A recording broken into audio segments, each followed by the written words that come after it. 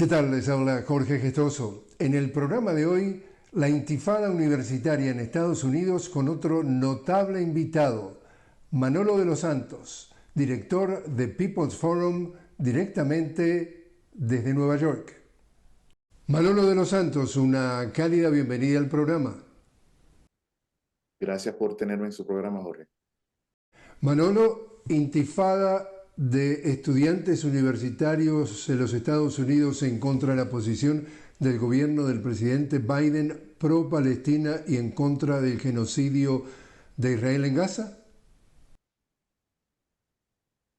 Yo diría sí, es una intifada, es un alzamiento popular, es un movimiento orgánico, independiente, que surge de los jóvenes norteamericanos, que entienden que las universidades son un sitio de lucha no solamente porque es un sitio de la batalla de las ideas, sino porque de manera muy concreta, las universidades norteamericanas son los grandes inversores en el genocidio israelí.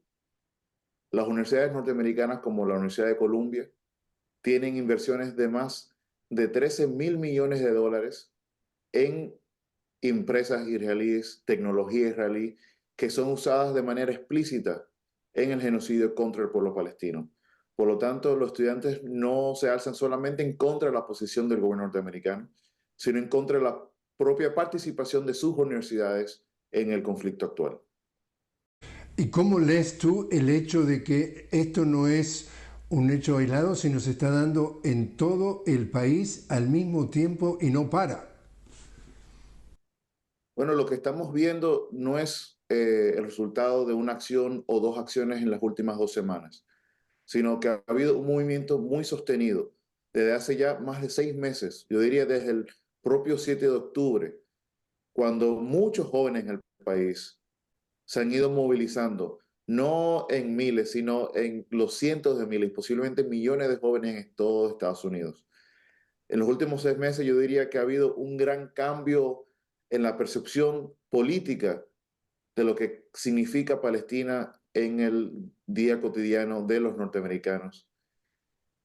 De la noche a la mañana, de repente hay manifestaciones, yo diría casi todos los días en múltiples ciudades de Estados Unidos. Por lo tanto, este nuevo movimiento estudiantil es una extensión de lo que ya ha ido sucediendo y que el gobierno de Biden no ha podido impedir simplemente porque no sabe cómo responder ante esta demanda tan popular dentro del pueblo norteamericano. Bueno, diría que no sabe el gobierno de Biden, digamos, a nivel de adentro de la Casa Blanca, pero la orden ya ha sido dada en el sentido de que quienes están allí para poner orden están reprimiendo fuertemente y te doy, nadie mejor que tú para saberlo, porque estás en Nueva York, pero digo, te doy un par de ejemplos que son bastante significativos. En la Universidad de Washington, en San Luis, Missouri, estaba la candidata presidencial de esta elección de noviembre, Jill Stein, y la detuvieron violentamente usando la fuerza. En la Universidad de Texas están usando granadas de dispersión y gas de pimienta para arrestar a los estudiantes. O sea que esto, como forma de calmarlos, parece ser que es reprimirlos. Sí, la única respuesta en que han tenido las universidades, pero yo no diría solamente las universidades, ellas han estado consultando con la Casa Blanca directamente, con los gobernadores, con los alcaldes de diferentes ciudades del país. Y sí, la única respuesta que han sabido dar es la represión, una represión bastante violenta. En todos los escenarios han amenazado a los estudiantes con suspensiones, pero con algo peor que realmente no se había visto desde los años 70 del movimiento contra la guerra en Vietnam, que es llamar a la Guardia Nacional, llamar a un sector de las Fuerzas Armadas a reprimir directamente a los estudiantes. Y yo diría que es una respuesta basada en el miedo que tiene el gobierno norteamericano de que este movimiento se siga extendiendo, que siga creciendo. Biden ha comentado que ellos le temen a la posibilidad de un verano caliente como lo que fue el 2020 por el levantamiento popular a favor de los derechos de la población negra dentro de Estados Unidos, lo que fue el levantamiento por George Floyd, un hombre negro asesinado por la policía norteamericana. Y creo que todo indica que sí vamos hacia allá. Mientras el gobierno norteamericano no tome ninguna medida concreta hacia un cese al fuego, hacia el fin de la ocupación en el territorio de Gaza, los jóvenes van a seguir en las calles. Y cada vez más, con más ganas de escalar y asumir luchas mucho más valientes, como la que ha sucedido en estos últimos días, donde ya los universitarios no solamente están tomando las universidades, sino que están ocupando edificios dentro de las universidades para interrumpir los negocios cotidianos de esas universidades. Y dentro de las cosas que ya se ha dado a conocer es que estos estudiantes o algunos estudiantes en algunos de estos, como le llaman en inglés, campus, donde se han instalado carpas y se han instalado las protestas, vienen gente que no se identifica si son de la policía, de la misma universidad o qué, pero con papeles y les piden que escriban sus nombres. ¿Tú te acuerdas que tiempo atrás, cuando se dio aquel movimiento Occupy Wall Street, justamente en Nueva York también, terminó rápidamente sabiéndose que el FBI tenía una lista de cada una de las personas que estaban de alguna forma manifestando en contra? Esto también podría ser un mecanismo para, entre comillas, fichar a estos estudiantes. Bueno, yo diría que hemos visto en estos últimos 6 meses una resurrección, quizás no una resurrección, sino hemos visto ya en físico los programas típicos del FBI de los años 60, los años 50, como el programa en contrainteligencia, COINTELPRO, que ha ido identificando y reprimiendo activistas políticos dentro de Estados Unidos, que hoy intenta documentar quiénes son los líderes estudiantiles, quiénes son los líderes de los movimientos pro-Palestina dentro de Estados Unidos. Hemos visto cómo el Estado ha usado toda su fuerza política y social, sus órganos represivos, para ir en contra de los estudiantes. Hemos visto cómo inclusive han usado los medios para crear el miedo de los supuestos agitadores externos, que son los que están supuestamente ellos creando situaciones de violencia en los campos universitarios, y obvian que la lucha de los estudiantes, la lucha que están llevando a cabo nuestros estudiantes, no es solamente la lucha de los estudiantes, sino que se están uniendo múltiples sectores de la sociedad norteamericana, desde los profesores, desde egresados, hasta pueblo que se une por un nivel de conciencia que se ha ido generando estos últimos 6 meses. Por lo tanto, es una situación muy delicada donde hay intentos de intimidar, hay intentos de que la gente vuelva a sus casas, de que los estudiantes dejen de luchar, pero hasta la fecha no ha funcionado. Ni las bombas lacrimógenas ni la represión militarizada ha podido lograr que los estudiantes cesen su lucha. Bueno, tú estás enterado, por supuesto, de que hace unos 4 meses llegó al poder este ultraderechista en la Argentina, Javier Milei, el hombre que va al extremo y vende el mismo cuento porque es similar en muchos sentidos el discurso al que ha tenido sistemáticamente Donald Trump. Y Milei dice que estos centros universitarios o centros de educación son formadores de comunistas, por lo tanto hay que tratar de marginar lo más posible digamos así, el desarrollo de la cultura. Y también para una audiencia que nos ve fuera de los Estados Unidos, ¿te acuerdas que Mitt Romney, que fue un candidato republicano en una elección presidencial, decía que si él ganaba la elección, el canal de televisión público, estamos hablando de TBS, él lo suspendería porque es un canal en donde se le daba voz a la oposición? En ese contexto, ¿esto va a servir, te pregunto, o tu especulación, es que pueda servir para otra vez denunciar que las universidades son formadores de comunistas, terroristas, socialistas, todo lo que le quiero llamar? Yo diría que sí, y añadiría que en estos momentos se usan las mismas excusas que ha usado el Estado norteamericano durante décadas. Los estudiantes no se movilizan por sí solos, sino es una influencia externa, es una influencia extranjera. Son los rusos, son los chinos, es Hamas, y nunca cuestionan que realmente la gran formadora de la rebeldía de los jóvenes en la actualidad son ellos mismos. Es el hecho de que esta sociedad norteamericana, a pesar de ser un país tan rico, con tantos recursos para poder proveer para todos sus ciudadanos, es incapaz de hacerlo. Es incapaz inclusive de darle soluciones y darle respuestas a los mismos jóvenes que están hoy en las universidades, que pueden sacar un título universitario y no tienen garantizado un empleo al salir. No tienen garantizado un hogar, no tienen garantizado la salud, no tienen garantizado inclusive la posibilidad de seguir estudiando, porque todo cuesta. Por lo tanto, es una confluencia, yo diría, en este momento donde las propias causas del pueblo norteamericano se unen a una causa mayor, una causa tan noble como es la del pueblo palestino, y no se pueden separar ya.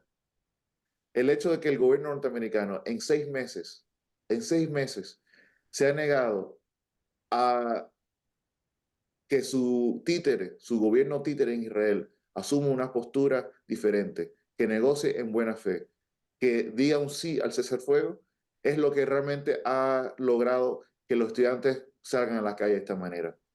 Si hubiera habido una solución política hace 3 meses, los jóvenes no estarían hoy tomando las universidades. Manolo, te invito a hacer una pequeña pausa. Estamos hablando con Manolo de los Santos directamente desde Nueva York sobre este fenómeno que muchos ya han calificado como la intifada de estudiantes universitarios pro-palestinos y en contra del genocidio en Gaza, que no cesa y que se ha extendido a todo el país. Manolo es el director de The People's Forum. Enseguida regresamos.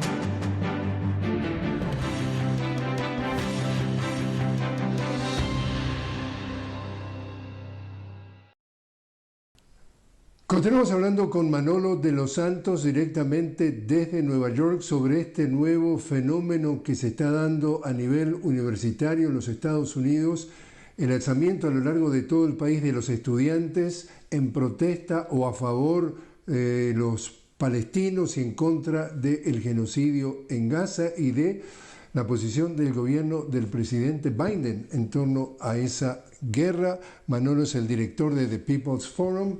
Manolo, hablemos un segundo por la pacta en lo que tiene que ver con la jugada política. Última encuesta o la más reciente. El 71% de los estadounidenses están en contra de cómo Joe Biden está manejando esta guerra entre Israel y el pueblo palestino, este genocidio.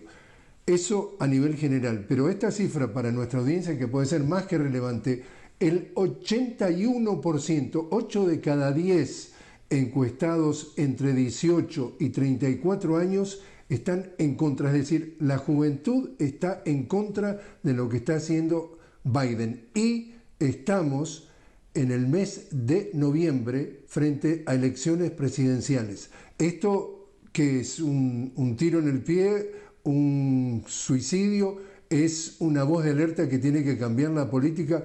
¿Cómo tú ves el impacto que está teniendo en esta carrera presidencial esta situación de este alzamiento estudiantil? Bueno, la situación es tal que yo creo que Joe Biden ha sido más leal a Israel que a su base tradicional del Partido Demócrata.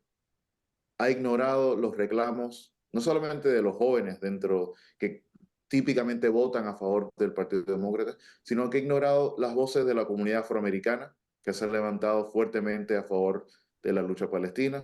Han ignorado los reclamos de significantes bases de apoyo dentro de la comunidad musulmana y la comunidad árabe, que en la combinación de todas estas bases y estos grupos sociales le restan los votos necesarios, yo diría, en estados claves como Michigan, como Carolina del Norte y otros, en las elecciones presidenciales en noviembre.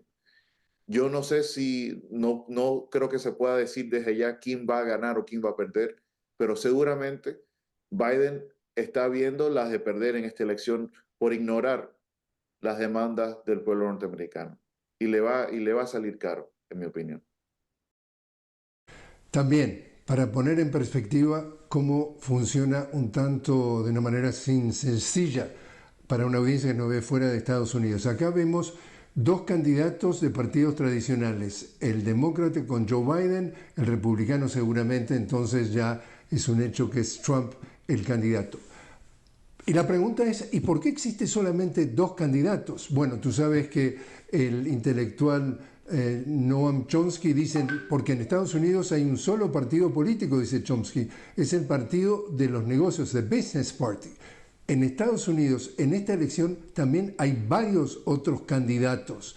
Como te mencionaba, Jill Stein, que fue detenida en la Universidad de Missouri, por ejemplo, está siendo de origen judío, la doctora Jill Stein está absolutamente en contra de estas políticas de genocidio en Gaza, etcétera, etcétera, pero no cuenta con los recursos, estos recursos de las grandes corporaciones para eventualmente poder tener visibilidad. Y cuando llegue la hora de un debate presidencial, uno de los requisitos es tener el 5% de intención de voto. Entonces, como estos candidatos, entre comillas, secundarios no llegan, siempre estamos circulando entre la misma cosa. ¿Cuán representativo del pueblo estadounidense son los candidatos que se van a enfrentar en noviembre, por lo menos respecto a este tema de Gaza y de Israel? Bueno, yo diría que Estados Unidos desde hace tiempo vive una decadencia de su limitada pero existente democracia. Una democracia donde cada vez más votan menos personas desean participar en el proceso electoral por entender que es un proceso que no ha llevado a grandes cambios en la sociedad norteamericana, por sentir que cada vez más las elecciones son un festín de los millonarios y de las millonarias, procesos electorales donde cada año se supera la cifra que ya pasan ya en los miles de millones, en elecciones donde realmente no se escucha nunca la voz de los pueblos. Y existen estos candidatos independientes, está Jill Stein, está Claudia de la Cruz, está Cornel West, todos candidatos independientes con programas que yo creo que en gran sentido reflejan las demandas populares, pero a la vez son campañas que no se les invita a participar en los debates políticos, son campañas que no cuentan con los recursos financieros para llevar a cabo participación en todos los estados, se le limita inclusive en qué estados pueden participar. Entonces, realmente llegamos a conclusión, realmente no es un proceso tan democrático. No es un proceso donde realmente el pueblo norteamericano tiene la voz decisiva. Al contrario, sabemos que la clase dominante, los ricos, los millonarios en Estados Unidos realmente van a definir qué es lo que se va a dar en noviembre. Y lo que no sabemos todavía es si entienden que es mejor tener a un Biden o un Trump a conveniencia del sistema. Por lo tanto, para los que estamos en la lucha a favor de la causa palestina, los que insistimos en la lucha por el cese al fuego, por el fin de la ocupación, no vemos en ninguno de estos dos candidatos mayoritarios una sinceridad, una posición real a favor del pueblo palestino. Rechazamos a los dos y abocamos no porque la gente deje de votar, sino porque la gente tome conciencia de que en nuestro sistema político, en nuestro sistema que es tan poco democrático, se requiere de cada vez más acciones osadas para llevar a cabo nuestra lucha. Por eso el ejemplo de los estudiantes, por eso el ejemplo de las grandes movilizaciones. Cuéntanos también, para quien nos ve fuera de Estados Unidos. Acá estamos hablando de que el 94% del contenido editorial de los principales canales de televisión, cadenas de televisión, 94% corresponde a 6 grandes corporaciones. ¿Cuán presente o cuán grande está representado esta posición de esos candidatos independientes que tú mencionabas en el proceso electoral? Si tú vives adentro de Estados Unidos, tú escuchas con la misma intensidad las voces de Trump y de Biden sobre estos puntos que las voces de Cornel West o de Jill Stein o de algún otro candidato independiente, de tal manera que puedas sopesar a ver quién te plantea o te presenta de alguna forma opciones, o vives. ¿Cómo funcionan estos medios hegemónicos adentro de Estados Unidos? Si fuéramos a recoger el New York Times o el Washington Post o Los Angeles Times, principales periódicos del país, yo diría, uno jamás se daría cuenta de que hay candidatos independientes en esta campaña presidencial. Nunca escucharíamos los nombres de Jill Stein, de Claudia de la Cruz o Cornel West. Al contrario, lo que veríamos es una sobresaturación de dos candidatos, Joe Biden y Donald Trump, que cuando uno ve cada vez más dentro de sus discursos, cuando uno va a la esencia de sus discursos, como lo presentan los grandes medios, cada vez más uno ve un consenso bipartidista, particularmente en lo que tiene que ver con la política exterior. Una política cada vez más guerrerista, una política de confrontación con Rusia y China, una política racista hacia los migrantes, una política de no negociar con otras potencias, una política de cada vez más usar las sanciones y los bloqueos como método de hacer política. Ese es el mensaje que uno ve en los grandes medios todos los días, controlado por tan pocos. Y eso genera un nivel de preocupación. Y hemos tenido que recurrir cada vez más a las redes sociales para buscar fuentes de información alternativas. Solamente en las redes sociales, por ejemplo, uno se enteró de que una candidata presidencial en Estados Unidos fue arrestada vilmente por la policía, algo que no debería haber sucedido jamás. De esa vez fue que muchos jóvenes en esta semana se enteraron que Jill Stein existía, que era una candidata independiente. Increíble, ¿no? Bueno, increíble para quien no vive dentro de Estados Unidos, pero realmente prácticamente esto se ha dado a través del tiempo. Y una cosa que es interesante también, Manolo, que me interesa tu reacción, es, tú lo ves y tú lo vives todos los días. Cuando tú prendes la tele, lees las noticias o las escuchas, prácticamente decir de que lo que está perpetrando Israel contra los palestinos de Gaza y contra los palestinos en general es un genocidio. Te cuento, ¿te acuerdas que hace algún tiempo Sudáfrica presentó en la Corte Internacional de Justicia una denuncia de genocidio contra Israel? Que en estos días, a esta hora, la Corte Internacional de Justicia está sopesando si le va a ordenar órdenes de arresto a Benjamin Netanyahu y por lo menos 2 altos miembros de su gabinete por crímenes de genocidio. Es decir, la Corte Internacional de la Haya de Justicia ya utiliza que esto es un genocidio. Y todavía los medios hegemónicos, cuando hablan de lo que está pasando en los medios hegemónicos dentro de Estados Unidos, lo que está pasando en Gaza, la palabra genocidio no existe. Bueno, es imposible entender esto sin ver el contexto mayor. Y es que Estados Unidos tiene una relación especial con Israel. Casi siempre se alude a que el cabildeo sionista o el cabildeo judío controla al gobierno norteamericano, pero yo diría todo lo contrario. Es el gobierno americano que controla el destino de Israel y usa a Israel como su base militar. Yo diría que Israel no es un país. Israel es una base militar norteamericana anclada en el Medio Oriente para defender sus intereses económicos en la región y para controlar por múltiples medios, principalmente el medio militar, a los pueblos árabes para que no consigan su definitiva independencia política y su soberanía. Por lo tanto, los medios norteamericanos siempre son una reflexión de una defensa a ultranza de esta relación especial. En los medios norteamericanos, aún en estos 6 meses, pocas veces se escucha, se ve, se habla de lo perpetrado por Israel contra el pueblo palestino. Si no fuera por las redes sociales, con todas sus limitaciones y todas sus contradicciones, no estaríamos enterados. Si esta generación de jóvenes se ha ido alzando en esta intifada popular, este alzamiento popular de los jóvenes, ha sido porque hemos podido ver por nuestros propios ojos en las redes sociales lo que sucede día a día, hora a hora contra el pueblo palestino. Si fuera por los medios tradicionales, nunca lo hubiéramos escuchado. Y estos mismos medios hegemónicos se niegan a mostrar también el nivel de movilización popular.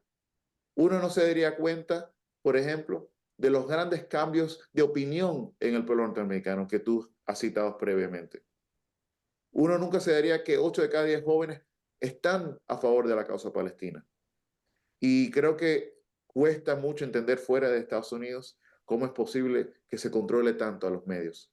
Pero a fin de cuentas es un proyecto de la clase dominante, no es un proyecto del pueblo norteamericano.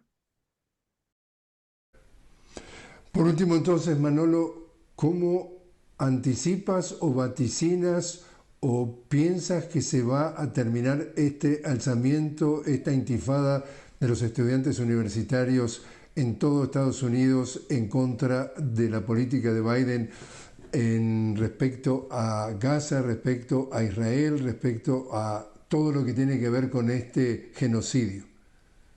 Los estudiantes van a seguir luchando y van a seguir extendiendo sus ocupaciones. Con cada mañana escuchamos de nuevas ocupaciones universitarias. Ya sobrepasan más de 110 ocupaciones en centros universitarios norteamericanos. Escuchamos cada vez más de ocupaciones, inclusive en universidades de otros países. Creo que esto se va a seguir extendiendo y particularmente ahora que estamos en las semanas finales de los semestres universitarios. Los estudiantes tienen una meta muy concreta y muy real, que es no permitir que el año escolar termine como de regular, sino que terminen con un gran movimiento popular que cada vez más incorpore a más personas, inclusive fuera de las universidades, que incorpore al pueblo, a los trabajadores, a las trabajadoras y a todos los que sienten como propia la causa palestina. Y se extenderá un verano que será de mucha lucha, de mucha movilización, jornadas yo diría inclusive más fuertes, donde veremos cada vez más represión, pero a la vez más compromiso de luchar por el pueblo palestino. Manolo de los Santos, muchas gracias por haber estado con nosotros. Muchas gracias a ti.